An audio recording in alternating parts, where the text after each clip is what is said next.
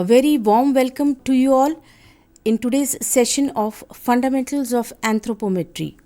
I, Dr. Seema Dange, Principal, Professor and HOD of Anatomy Department, Dr. G.D. Paul Foundation's YMT Homeopathic Medical College, Kharghar, Navi Mumbai. Welcome you all.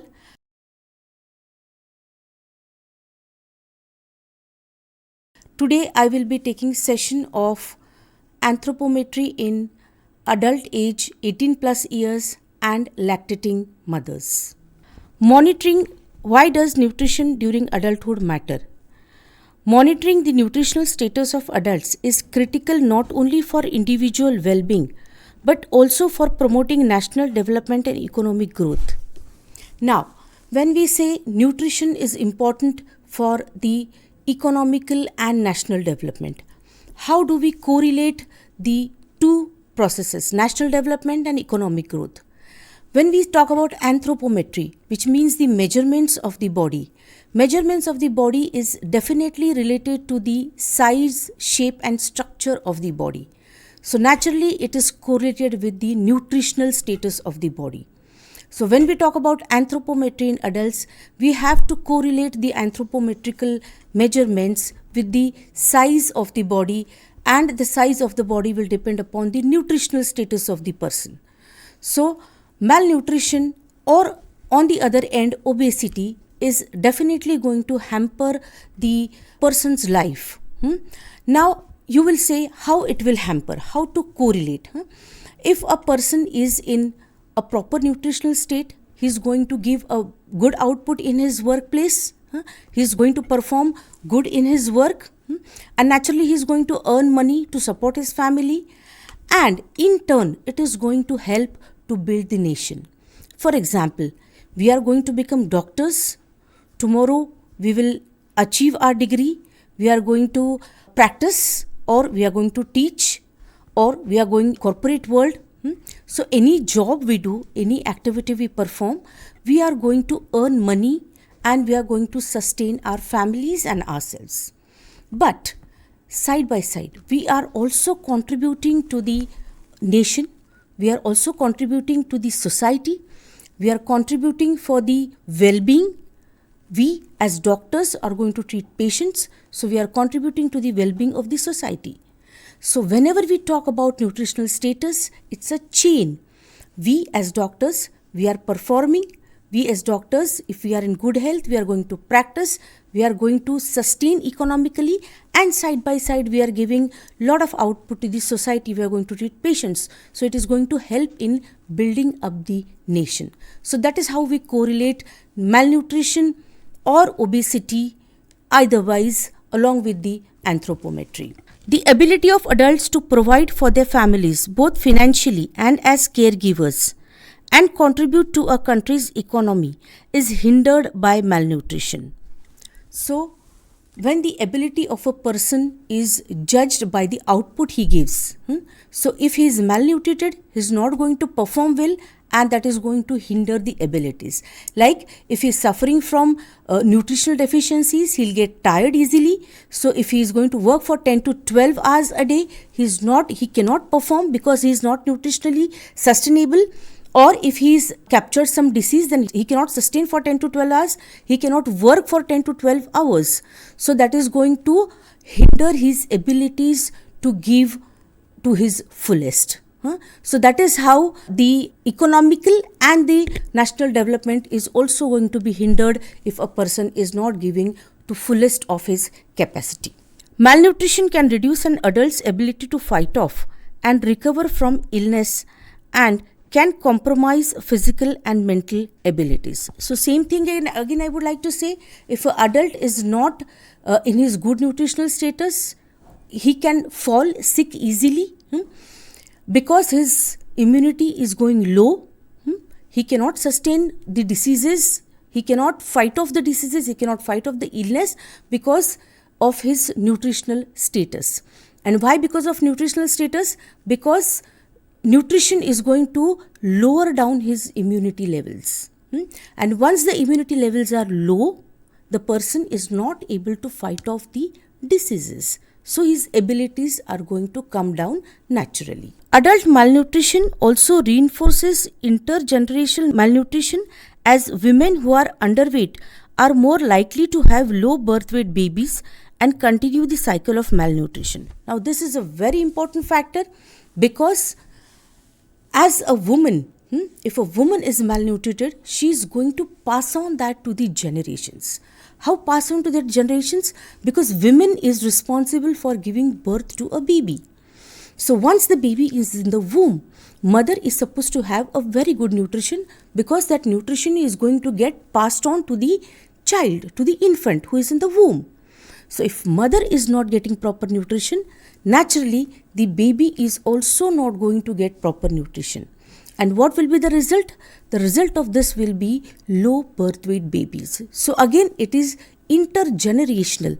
That means it is going to pass on from generation to generation.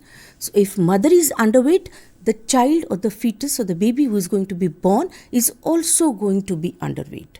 So it will be a vicious circle. In addition, adults who are overweight or obese have increased risk of morbidity and mortality, including risk of cardiovascular disease, type 2 diabetes, high blood pressure, osteoporosis, and some types of cancer, as well as complicated medical treatment for those conditions. Now, when we focus on malnutrition, malnutrition just does not mean undernutrition. It also means overnutrition. The word we use here is mal. Mal is dysfunction. So nutrition can be undernutrition, it can be overnutrition. So when it is overnutrition, nowadays we face a big problem of obesity in the affluent communities. We as a country, India is a developing country, so we have both the phases. We have a huge population who is going towards malnutrition. We have a huge population who is influenced by the Western culture, who are economically very sound. So naturally, they are going to suffer from obesity. This is a burning issue today because obesity is going to give rise to so many diseases like cardiovascular diseases, so many diseases like coronary artery diseases, so many diseases like diabetes mellitus, all metabolic disorders. So obesity is going to carry a lot of disease baggage along with it. So as malnutrition is hampering the social and economical growth, same way obesity is also going to hamper the social and economical growth of the country, of the person, of the society as well. Optimal nutrition is also critical for adults 60 years of age and older. Now when we say about adult nutrition, it is going to be important in the 60 plus years of age also. This age, we define it as a geriatric age. We call old age as a geriatric age. Now when a person starts aging in a normal manner, the anthropometry of the person is going to change. You all must have seen in society that old people, sometimes they are bending. Some people with different diseases like ankylosing spondylitis, they go to a 90 degree. So old age, they bend, they go to 90 degree. It may be natural, it may be because of few diseases like ankylosing spondylitis.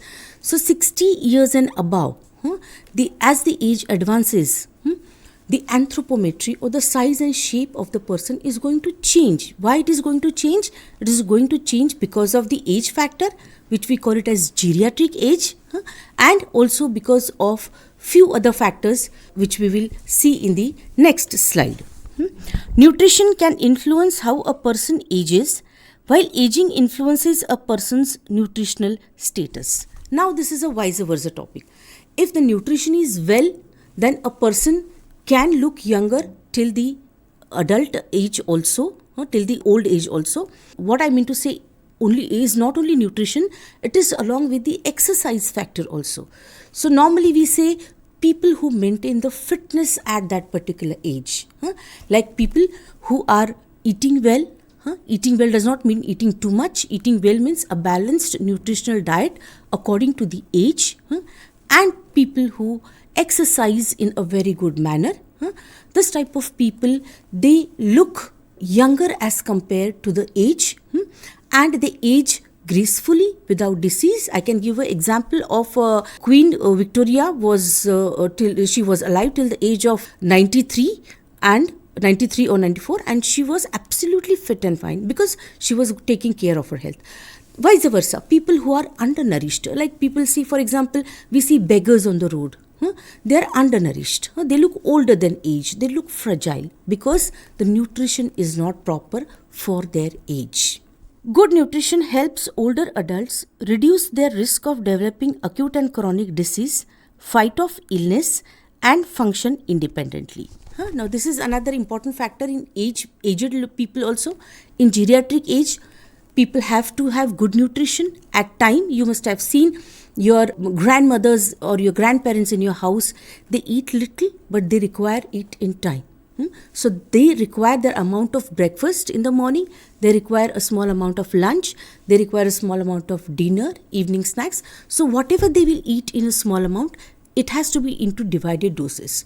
So proper nutrition, good nutrition in the adult age is definitely going to help the patient sustain in a better way and to maintain the size and shape of body in a better way. Conversely, aging leads to problems such as increase in redistribution of body fat, loss of muscle, loss of height due to vertebral compression, oral health issues that can influence what and how much a person can eat, and reduced absorption and digestion of certain fats and minerals.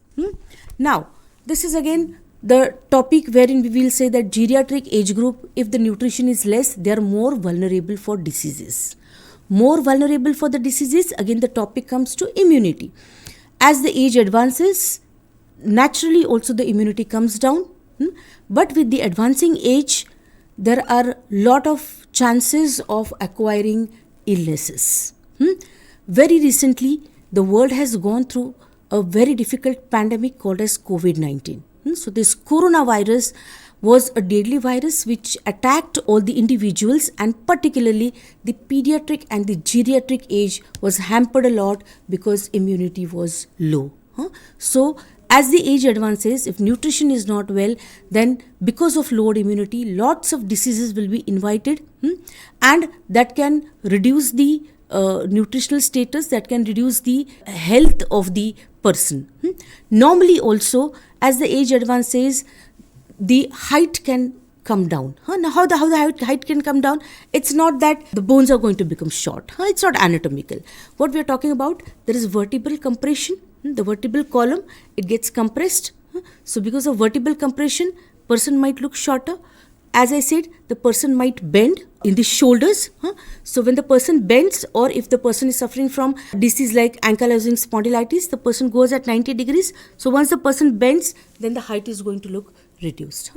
Anatomically also, we know the jaw, it goes, the lower jaw, the lower mandible goes in old age because the teeth fell. And because the teeth fell, this whole jaw shrinks. The teeth fell in old age, so the jaw shrinks. So because of vertebral compression, because of the jaw issue, the height becomes less. So naturally the size of the person reduces, and that's how we can correlate the size or the nutritional status with the anthropometry. Some conditions that anthropometry can identify in adults are as follows, and the first is short stature. Now what is short stature? Short stature refers to an adult whose attained height is much shorter than the height of typical adult. What we mean by short stature? One who has got a very small height. Like people, this is going to affect the person's life, of course, we will discuss that. But short stature is people who you see look like a small child. They look like a small child. They don't look like adult. They look like a small child. So height does not increase. Now why height does not increase? Again, that has to be correlated with the nutritional status. It is a permanent condition because height does not increase during adulthood. One cause of short stature is childhood undernutrition that prevents the person from growing to his or her full height potential, causing stunting during childhood. Short stature in adult is a permanent condition. As I said initially, Once the person starts growing at the age of 21, the bones stop growing. So person is not going to grow in height above 21 years of age. So the bones are not going to become long. The person will remain short throughout his life. But we can identify this at a younger age. In childhood, the growth can be stunted. In childhood, we will call that as a stunted growth. In childhood, we will call that as a stunted growth. The child is small for age. So in pediatric age group, we call that as stunted growth. But if the stunted growth remains stunted, then in the adult age, we call that as a short stature. So the person does not grow in height because of stunted growth in the childhood. Although there is no treatment for short stature, it is important to identify short stature in women because it increases the risk of complicated childbirth. Short stature is identified through height measurement. Now, we say that the bones are not going to grow. When the person is short stature, the person is going to remain short stature. So there is no treatment for it. Once the person is short, stature once is decided for the lifetime. This is not going to hamper much in males, but this is going to hamper in females. Why it is going to hamper in females? Because females are going to give birth to child. So if a female does not grow in height, this cephalopelvic disproportion is going to occur. When I am talking about cephalopelvic disproportion, that means the childbirth which is taking from the two pelvic bones and the sacrum behind and the pubis in front.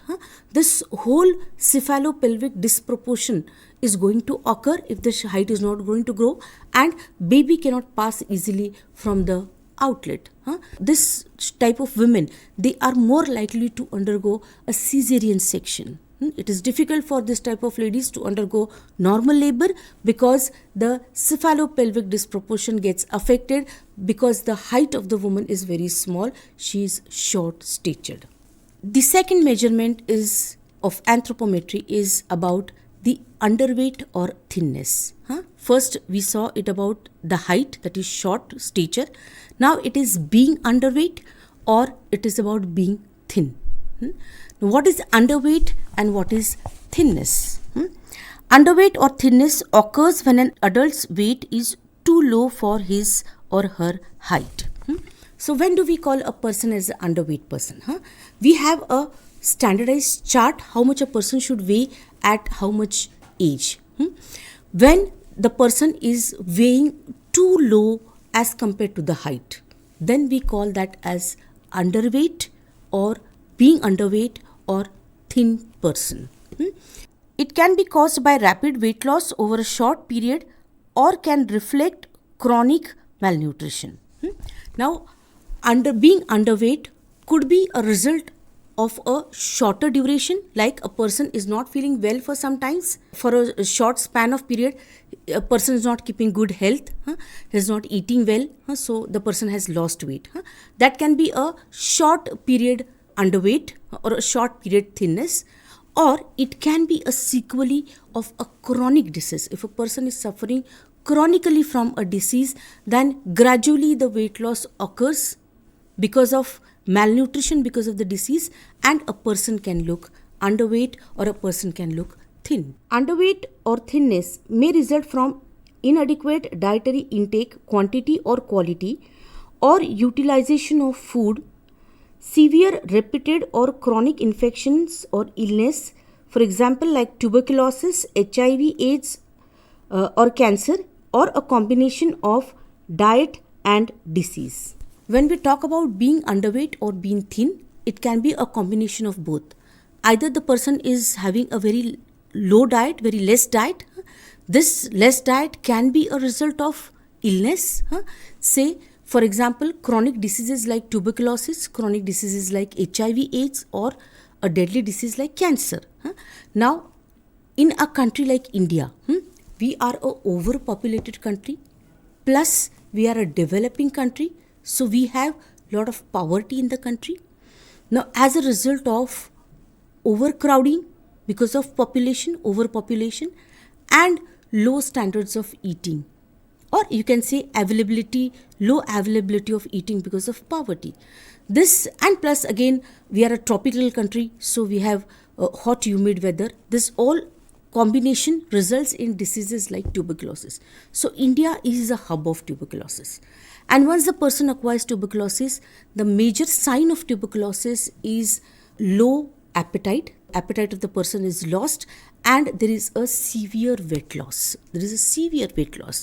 Even in persons of HIV or even in persons of cancer, person cannot eat because the body is attacked by disease.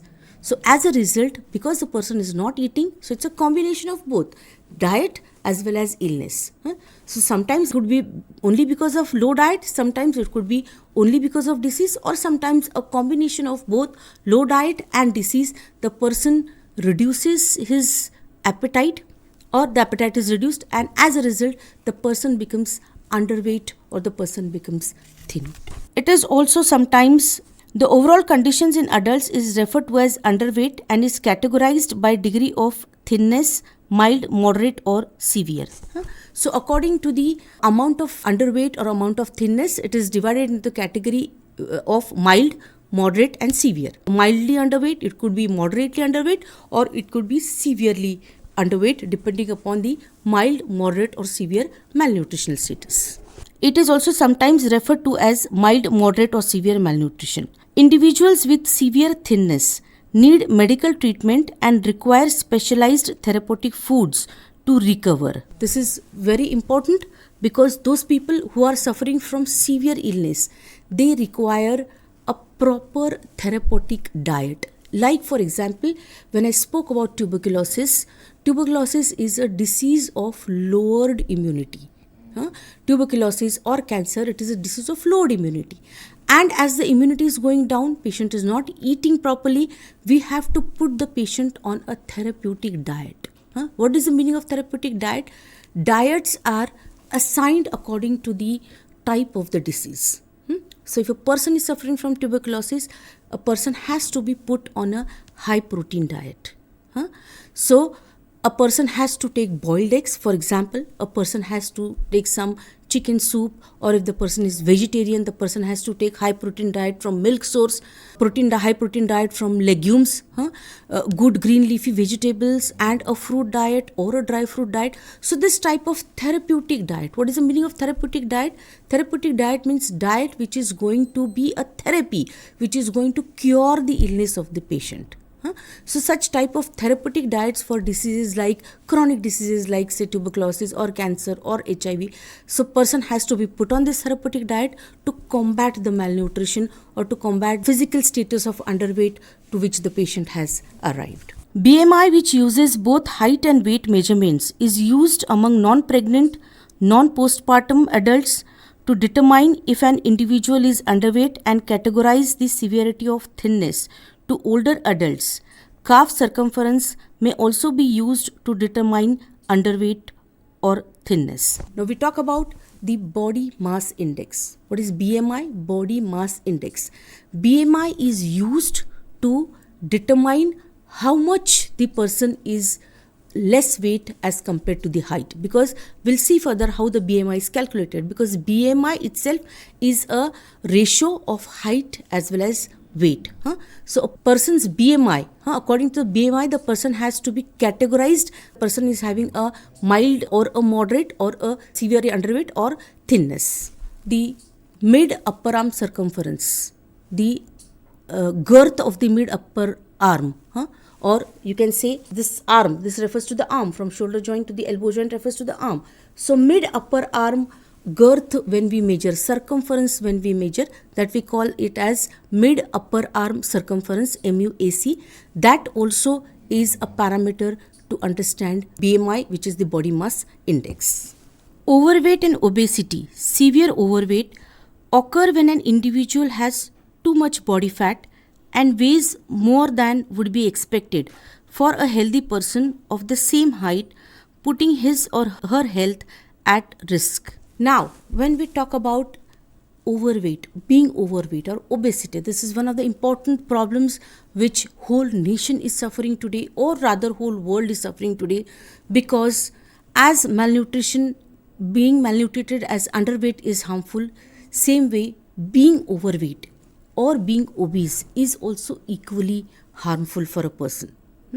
What is obesity? When a person has a weight excess than what is what is estimated for his height, that is called as being overweight or being obese. Now, what happens when a person is being obese or a person is being overweight? What happens? The person is going to invite lot of health risks. What lot of health risks? Basically, when a person goes in the category of obesity or overweight, it is difficult for the body's frame to pull off that weight. So, in adulthood, you see many people who suffer from obesity suffer from metabolic diseases at the same time. What do you understand by metabolic diseases? Diseases like diabetes mellitus, diseases like hypertension. These are very common. Any obese patient you will see, the person will come and say, I am suffering from diabetes and hypertension. So diabetes mellitus and hypertension are the two prime diseases which attack an obese person. It is not just that diabetes and hypertension are to be taken as culprits. It is also the other diseases like joint disorders. You find as the age advances, many females they complain of knee joint pain. Because at that age, if they are obese, if they are overweight, then because of the excess weight on the knee joints, because of excess weight on the body, the knee joints, they start suffering from pain. As age advances in female, osteoporosis is going to set because of menopause, and because of osteoporosis and being overweight, that is going to affect the knee joint most, and knee joint pain starts at that particular time, when the patient is obese and when the patient is into menopause. So also the vertebral column gets affected, like people who have got huge bellies, the belly tends to pull the vertebral column, and this type of patient also suffers from conditions called as prolapsed intervertebral disc. Vertebral column, the alignment of the vertebral column gets hampered because there is so much of huge belly in front, and vertebral column diseases they occur. Very commonly it's called as prolapsed intervertebral disc, which happens, PIDs, which happens in the obese patient with a huge abdomen, normally which is called as the apple-shaped obesity, which is very common in India. And why obesity is common not only in India, throughout the global? Why it is common in India or throughout the globe? Because the eating pattern of the people have changed. Eating pattern of people have changed because lot of food is available nowadays.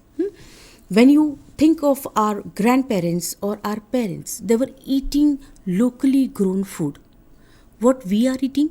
We are eating everything which is available on the platter.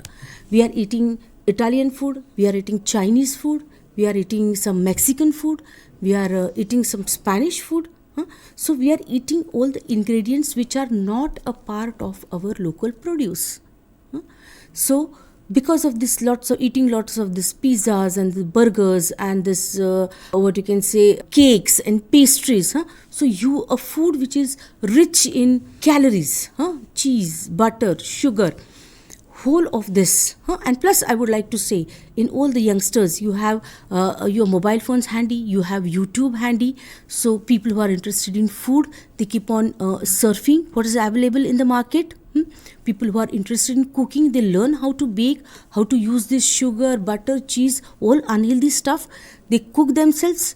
Or the other way around, you have home parcels, you have Swiggies, you have Zomatos who are delivering the parcels at the doorstep, and you tend to eat all of this type of food.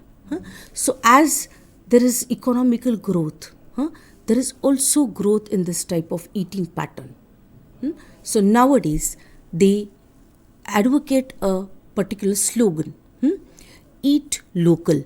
Eat local. What does it mean, eat local? Eat the produce which is grown in your area. It is not necessary for you to eat cherry tomatoes. They are not grown in your area. It is not advisable for you to eat avocado because it is not grown in your area.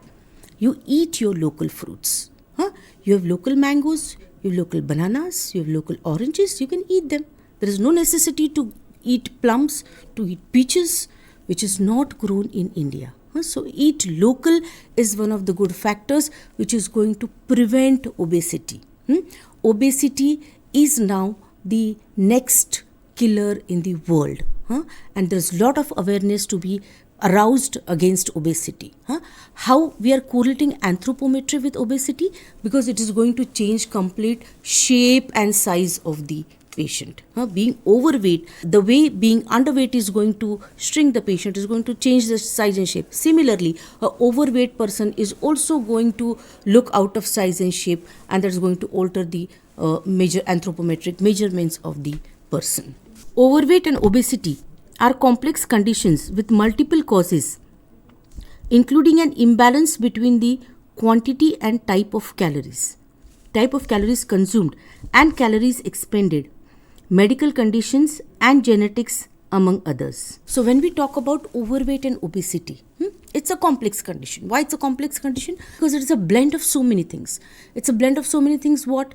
Blend of the eating culture of the person, blend of genetics, that genes are carried, obesity genes are also there, but it is not to be pampered, because there's a slogan that nobody runs in the family, so obesity runs in the family. Or the vice versa, obesity runs in the family because nobody runs in the family. That means lack of exercise is there, or some medical genetic conditions like endocrinological disorders. There are few endocrinal conditions which are going to lead to obesity. So apart from that conditions, they can be treated. But apart from that, eating habits, so it's a complex. Some difference in the eating habits, some problems in the genetic conditions, some problem in the medical conditions. This whole complex forms a condition which is called as obesity or being overweight. The prevalence of overweight and obesity has been growing worldwide in both developing and developed countries, increasing risk of non-communicable diseases. Now again we said this is not a local problem. This is not restricted to a country like India.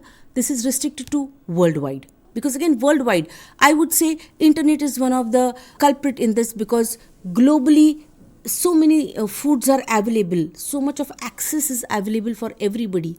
Now people in America have also started relishing our Indian food like dosas, like vada pavs, which are definitely a junk food. So everything in India is not healthy. We feel what is there in vada pav? Just a patty and pav, but both are unhealthy. What is there in dosa? It's just rice and dal. Both are unhealthy because it is made crisp with lot of butter or ghee. So both are junk foods and both are welcomed globally.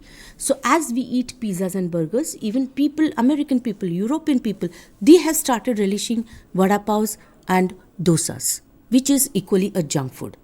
So it's not a national problem, it's a global problem. Internationally also people suffer from obesity, and therefore non-communicable diseases are rising in society, which I already spoke, like diabetes mellitus or hypertension. They're already a rise in society because of wrong eating patterns. Heart diseases, stroke, diabetes, some cancers and other chronic diseases.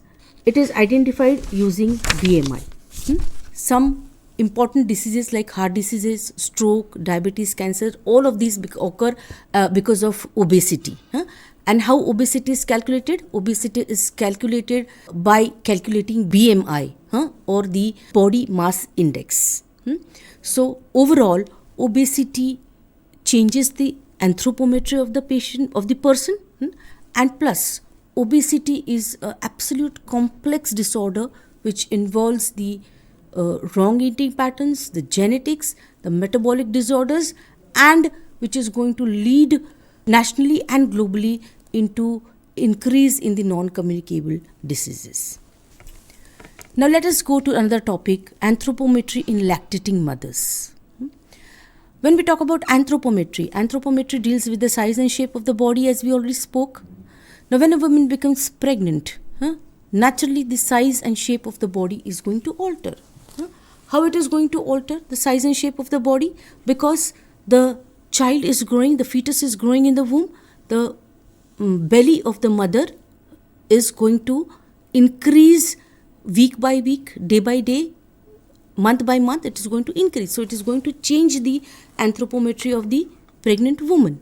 And also, when the baby is born, after the birth of the baby, when the mother is breastfeeding, that is called as lactating mother. So anthropometry of woman is also going to change when the mother is lactating or breastfeeding the child. Maternal anthropometry is a simple, low cost and non-invasive way to assess mother's nutritional status. Anthropometric indices can help identify women who may be at the risk of lactating insufficiency. Now again, when we talk about a lactating mother, breastfeeding occurs when the child is born. Milk starts secreting in the breast under the influence of serum prolactin, which you all will study in physiology. So once the breast is full of milk, the child sucks. The suckling reflex enhances the breastfeeding. It's a circle, and whatever mother consumes, whatever mother eats is going to help the increase in the lactation. Now again, it has to be correlated with the food intake. If mother is malnutrited, she is not going to produce enough milk for the child, or the quality of the milk will not be that good, which is important for raising the child. So malnutrition in a mother is directly proportional to the lactation. So if the mother is malnutrited, the lactation is going to hamper, and the baby who is feeding on that lactation is going to be a low birth weight baby, or in future the baby can be labeled as a stunted child. One study found that mothers who exclusively breastfeed have lower anthropometric indicators than mothers who exclusively pump breast milk. Now what happens when a mother is feeding the child? Normally in the puerperium, 40 days of puerperium, when the body is involuting to a normal phase, after delivery, that is called as postpartum phase. So in the postpartum phase, mother, all the organs which are stretched to a limit till 9 months, all those organs involute back to the normal size. So mother's body is already into the involuting phase. So naturally that is going to change the anthropometry. So from the pregnant size, mother is now slowly coming down to a normal size. So the anthropometry of the mother is going to change. And studies show that women who exclusively breastfeed show major changes in the size and shape, rather than female who just pump the breast milk and feed the baby instead of directly breastfeeding the baby. The lower indicators include weight, height upon age index, BMI, waist circumference, hip circumference. Another study says that lactating mothers may experience fluctuations in nutritional parameters after delivery. What happens in the lactating mother? Lactating mother is providing nutrition to the baby. So whatever nutrition is coming to the lactating mother is sucked by the baby. So mother needs to eat well. Now as far as Indian way of eating goes, there is what you can say age-old, time-tested pattern what a lactating mother should eat. That is what is there in Indian culture. Like the lactating mother needs to have more liquid in her diet. That's a basic principle. And plus there are few foods which enhance lactations. And these type of foods are given to mothers. But if the mother is in a proper economical condition, then the mother can be provided with foods which are good in lactation, and in turn it will give a good result in lactation and good weight of the baby. But if the mother is malnourished, then naturally the foods are not provided, naturally the milk intake is going to become low, and the growth of the baby is going to be affected. So this anthropometric measurements also depend upon the nutritional status of the lactating mother. Fluctuations in MUAC were minimal, but triceps skin fold thickness showed significant decline with advancing lactation. Now what happens as the baby grows? There has to be weaning. Weaning is slowly the child is taken away from mother's milk and given top feeds. So once the top feed starts, the requirement of mother's milk reduces. But sometimes the process goes a little longer. In that condition, the nutrition of the mother starts depleting. Now, it is the anthropometric studies have shown that there is not a major decline in the mid upper arm circumference. What is mid upper arm circumference? When we take the circumference, when we take it from shoulder joint to elbow joint, the middle part of the arm, and the circumference, it is mid upper arm circumference. The mid upper arm circumference does not show a major change, but the triceps, the skin fold of the triceps is a muscle which is on the posterior part of the arm. So the skin fold thickness of the triceps majorly declines in mothers who are lactating for a longer period. That is what the anthropometric studies they show. The effect of lactation on maternal nutrition is controversial. Some studies have shown that breastfeeding reduces maternal weight, whereas some have not. This is again a pattern to study. It is some studies they show that mothers who lactate for a longer period, who give breastfeeding for a longer period, they reduce their weight. A study also shows that they reduce their calcium. Body calcium is reduced if they breastfeed for a long time. But then these are again studies. There is no major data available which says that a woman who breastfeeds for a longer period definitely suffers from lower weight. It's a study which is showing. People keep on studying. So a study shows that a longer breastfeeding woman, a longer lactating mother shows some changes in her weight. That is, her weight starts reducing, and her calcium level also starts reducing. The energy needs for milk production is produced by the maternal diet and the mobilization of the tissue reserves. Anthropometric indices may be useful to identify women who are at risk of lactational insufficiency. That why anthropometric measurements are required? Because if we find that the woman is reducing her weight, if the woman is looking weak, if the anthropometric measures are reduced, then there is a risk of lactational insufficiency. That means henceforth the woman is not going to produce that much of breast milk, and she cannot feed the baby henceforth. So now this is again, if this is occurring at a later stage, if the child is above 1 year or about 2 years, then there is nothing to worry about, because anyways the child is going to be weaned from the breast milk. But if this happens in a very early stage where the child needs breastfeeding, then these anthropometric measures are going to help us to increase the nutritional status of the mother.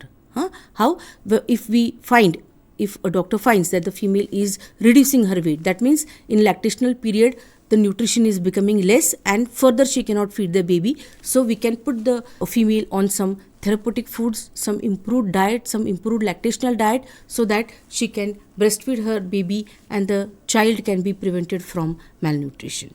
In a study to evaluate milk production and milk composition, anthropometric indices of lactating women were monitored and related to lactational performance. According to this study, mothers who exclusively breastfeed have lower anthropometric indicators at 8 and 16 week postpartum than mothers who use other methods.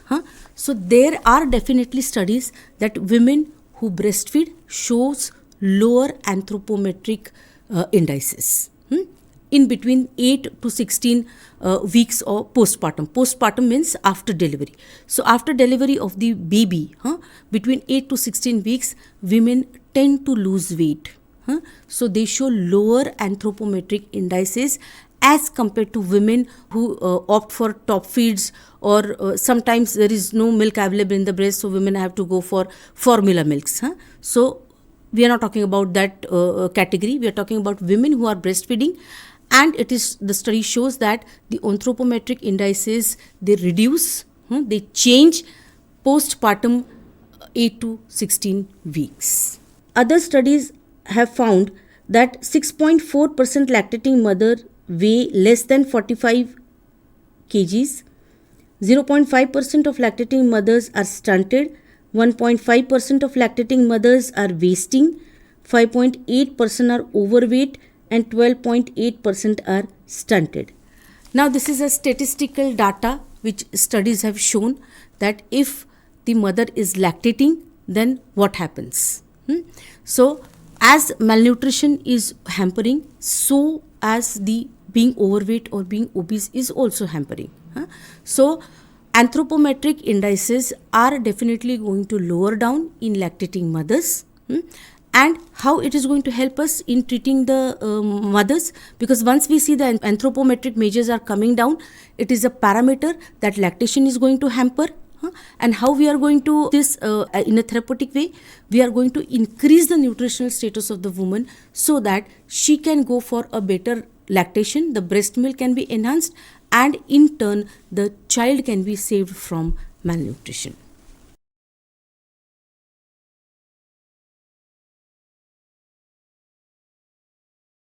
Thank you so much for this session.